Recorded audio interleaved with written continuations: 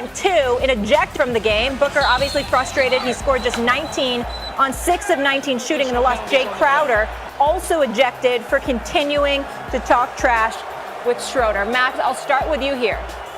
Was this Booker play a dirty one? Yes, of course it was dirty, just like the Chris Paul play was dirty. Look, Devin Booker was frustrated last night. The Lakers' defense was working. They're a great defensive team. They're the best defensive team in basketball.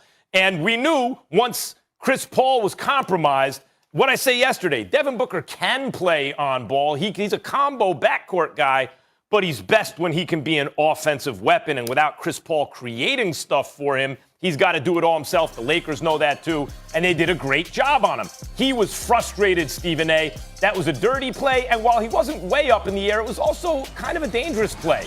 And Chris Paul's play on LeBron was the same. And I got to say, the way we look at someone like Belichick, and maybe that's taking it too far because he's really been scandalized, but some dudes are so competitive, we know they'll bend the rules if they think they can get away with it to help them. Chris Paul is one of those guys for me. I think it's having an effect on the team. He's ultra competitive. He gets away with what he can get away with, and Devin Booker tried it last night, and he got caught. First of all, it was a dirty play, and he deserved to be ejected. I understand that. But let's pump the brakes. I've seen far worse. The game is so incredibly soft these days. I mean, please. Schroeder was barely an inch off the ground when he got shoved. I mean, again, you got to call the eject. You got to call a flagrant foul. It's got to be an ejection. I saw Devin Booker speaking before he got ejected, and you could just see their level of frustration because their whole thing is that, man, if CP3 were healthy, we could take these guys. We could take these guys. They know we compromised. They talking smack. They're trying to big boy us. They're getting physical. And by the way, it is difficult, and I feel sorry for Monty Williams to a degree. I've got several plays that I've looked at. It is difficult to coach against LeBron James because LeBron James gets calls that other people don't get. LeBron James gets a lot of favorable treatment, even though there are times where this physicality that's exerted against him that doesn't get called enough in his favor. I'll give him that as well. But there are times where, you know what, you see plays that are called against another team. It could be traveling. It could be anything. They get called against another team that never get called against LeBron James. And that's very, very frustrating for an opposing coach. And it's frustrating for other players. And when you combine that with CP3 not being healthy, it is a challenge for Phoenix. You could see it written all over Devin Booker's face last night because obviously he's got more responsibility when Devin Booker isn't out, when CP3 isn't out there, even though Cameron Payne has been doing a really, really good job. I've been really impressed with that kid. He has surprised me. But you could see their frustration, and he acted out. No doubt it was a dirty play. But let's not act like, oh, my God, it was one of the worst things we've seen. This league has gotten so soft. It's we've seen far, far worse than what Devin Booker did last night. Yeah. Far worse. Yeah, it was dirty. All right. We'll leave it there. Guys, another story I want to get to here. The Bucks looking like men amongst boys, owning the Heat in Dade County, a 29-point win. Pat Riley, not a happy camper, visibly annoyed courtside. Milwaukee taking a 3-0 lead thanks to Drew Holiday, Chris Middleton, and Giannis. Giannis, he's focused, man. We're gonna stay focused. The job's not done here. We got one more to go. Obviously, in the game 4, Miami's gonna come out even tougher. They're gonna play better. We gotta get one before we can get anything else. We control what we can control, and that's how we play. That's how we prepare, and how we compete. We're not too worried about what history says and all of that good stuff. But we got our work cut out for us.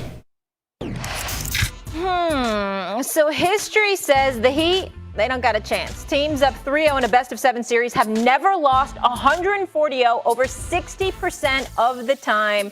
The team down 3-0 gets swept. On that note. Swept. Yeah, or swept. What did I say? Sweep. Whatever, I hate you. Can we come on camera now? Thanks. Hi, Big Perk. Max is just schooling me over here with his Ivy League education. It doesn't take an Ivy League education. This guy. I would hope no one else is amused. Perk's mad at you. Yeah. Molly, I just cannot believe Stephen A. this morning. I really can't. I've been sitting up here watching this, and I just can't believe the words that he uttered out of his mouth just now about that foul that Devin Booker did on Dennis Schroeder. Did you see in the way that Dennis Schroeder landed? He could have tore his ACL or something. That was a dirty play. Stop it. Stop it. This man is off balance. He could have twisted his leg and tore something. And then you said that LeBron James get calls and you can understand their frustration. I recall a play in the first quarter where CP3 tried to flop on Anthony Davis, was running down the court, and Scott Foster having to be running on the side of him, and CP3 literally took his hand and chopped Scott Foster's arm down and got away with it. Anybody else would have got I saw that. foul. CP3 gets 5 steps to the basket. I saw that. No, well, first of all, I don't know why you can't believe it. First of all, I've seen you breathe on people harder than Schroeder fell last night. So let's stop that, okay? Number 2, you are right about the CP3 slapping of Scott Foster. I did see that. You're absolutely right about that. And the other thing about it is this. Here's the deal. We can say what we want to say because I'm not denying that you're right about LeBron James in some aspects, but I'm not wrong about what I said either. There's a lot of things that he doesn't get, and then there are a lot of things he does get in his favor. And all I was really trying to say about Phoenix last night, you could see the Lakers big boy in Phoenix and talking smack to them. Phoenix got frustrated. Devin Booker got frustrated. You could tell that they're a team that'd be like, listen, look at how we played in game 1. Look at how we played in game 2, even with CP3 down. Man, if we had him healthy, boy, could we take these dudes. You can see the frustration. Listen, Peachtree Street, you don't need to defend yourself right now. Let's stay focused on the subject here. Stephen A., do the Bucks have... Excuse me? I said Peachtree Street. Peachtree? Yeah. I'm on Peachtree Street. You're in Atlanta. Okay. You've never heard of it? Yeah. I've heard of Peachtree Street. I just don't think that's where... I'm on Pleasantdale right now, but I got it. Oh, my gosh. It's a joke. Could we just go, please? God, you guys are disasters today. Stephen A., do the Bucks have a big 3? Yes, they do. It's time we stand up and look at Middleton. He's coming, y'all. He's coming. Now, let's stop the presses for 1 second here. Let's not think about the past. Let me do a Mark McGuire here. I'm not here to talk about the past. I'm not here to talk about the past. I'll stay right here. Middleton, if he continues to play the way that he has been playing, Brooklyn's got a problem. The brother is making shots, and he's making shots in clutch moments as well, as we saw in game 1. Now, obviously, they blew him out in game 2 and annihilated them in game 2. And then game 3, we saw what we saw last night. This is a sweep. Bring out the brooms. Remember Galifianakis in the movie The Campaign with Will Ferrell, which was absolutely hysterical, and I love that movie. He said, I'm bringing my broom because it's a mess. And that's what's going on in South Beach. There will not be a game 5. It is over. It's a sweep that's coming their way. And it ain't just because of Giannis. It's because of Jrue Holiday. It's because of Middleton. It's because of the fact that the 3 of them play on both ends of the floor. And if you've got that going on, okay, remember, the Greek Freak can do what you need him to do for the first 40 to 43 minutes of a game. But when it's time to close, you need dudes that can make shots from the perimeter, and you need dudes who can defend. And right now, when you look at Middleton and you look at Jrue Holiday, they could potentially have something to say about it. I like what I'm seeing from them right now. I can't ignore it. And guys like Bryn Forbes can't miss, by the way. Budenholzer deserves some credit so far for the way they're playing in this series. Nice. Forbes. Look, you're right about Forbes. Yep. Yeah. Now, this is not really directed at you, Stephen A., because you weren't here this day. This is directed at Molly, Perk. I don't remember if you were on, Chris Canty and others who tried to sit here with a straight face and tell me that I was crazy for saying LeBron James, Kyrie Irving, and Kevin Love was a big 3. Because they didn't consider Kevin Love, who's a 5-time All-Star, All-Star. That is not what you said. 2 times. Yes, it is. 2 times. No, you didn't. You said have your. Go ahead. The argument was that it wasn't that we didn't say they was a big 3. You called them a super team. Right, because they had a big 3, and then you started arguing. Yeah, he's right. And then you started arguing with me about it wasn't because of Kevin Love. Now, Kevin Love was a altogether 5-time All-Star, max contract player, traded for a number 1 pick, made 2 All-Star teams with the Cavs, and they went to 4 finals and won a championship. I was told he doesn't qualify as a member of a big 3.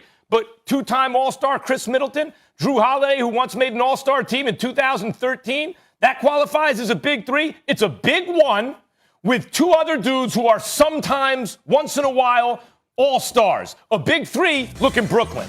Perennial All-Stars. All 3 of them Hall of Famers. 2 MVPs on the team. That is not what Milwaukee has. Milwaukee has a big 1 with 2 dudes who are really good, not quite great, but good players, and a real good supporting cast. That is not a big 3, y'all.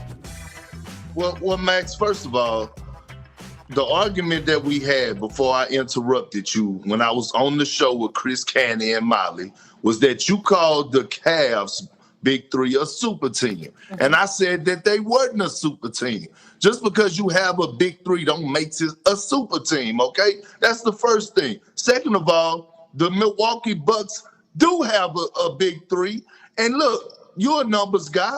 Check out the stats. Giannis is averaging 24 and 16 right now. Chris Middleton is averaging 22 points and shooting 43% from the 3. Drew Holiday is averaging 16 points, 10 assists, and 7 rebounds. Is that not the making of a big 3? Look at that stat line. Okay, so you have guys that are capable of putting up those. Takes 2 of them. Oh, my God, Max. What else do you need? I was on the team with a big 3, right? With a Ray Allen, Paul Pierce, and Kevin Garnett. They didn't all now that's a big 3. They averaged 22. I'm not talking 19, about the averages. 21. I'm saying, like, when you talk about a big 3, Max, you talk about the now and what their production is on the floor. I'm looking at this Milwaukee Bucks team, and they have 3 guys on the floor that are capable of carrying this organization to the finals. They have 3 Drew Holiday, guys an All-Star. Don't you think Max, you have to at least make an All-Star? At least be an All-Star to be a member of a big 3? I'm not saying the Hall of Fame just make it be an All-Star.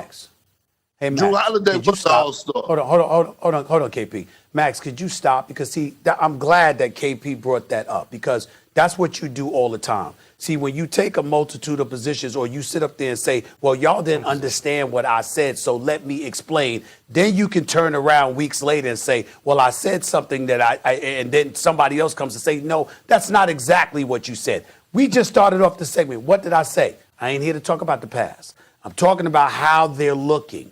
The way that they're looking. Remember the question mark. No, exactly. No. That's what we're saying now. So in other words, if you're responding to what we're saying, pay attention to what we're saying. Okay.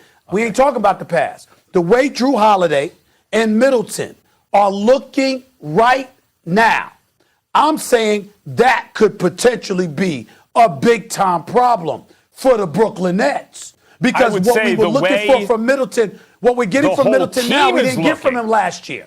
I understand that, and Middleton can play at an all-star level, and I like Drew Holiday a lot. But everyone knows what we mean when we say a big 3. It means perennial all-star caliber player. Drew Holiday's not one of the 5 or 6 best point guards in the league. I got a question.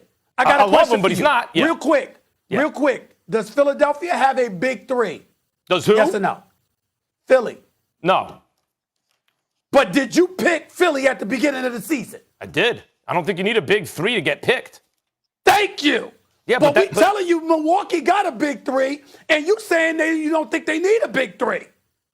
The question is not can Milwaukee win, it's do they have a big 3? Yeah, and we said yes. Max, and I say no. That's what we're arguing about. I'm just trying Last to word, figure Kendrick. out right now in the moment, the Milwaukee Bucks are up on the current Eastern Conference champions, 3-0. And Drew Holiday, Giannis, and Chris Middleton are putting up big 3 type numbers. Why are they considered a big 3 right now? So they're playing like a big 3 right now. Okay. For 3 games of the series, they're playing like a big 3. That's your argument? We got to go. Those 3 account for 55% of the team's points per game. Still to come, New York City, stand up. Both the Knicks and Nets are flying high, but how far do both teams need to go to consider this season a success? The guys debate that next. Also, the last time Ryan Clark joined the show, he called Tim Tebow joining the Jags a non-story. But does RC still feel the same way with Tebow turning some heads in Jacksonville? Here's the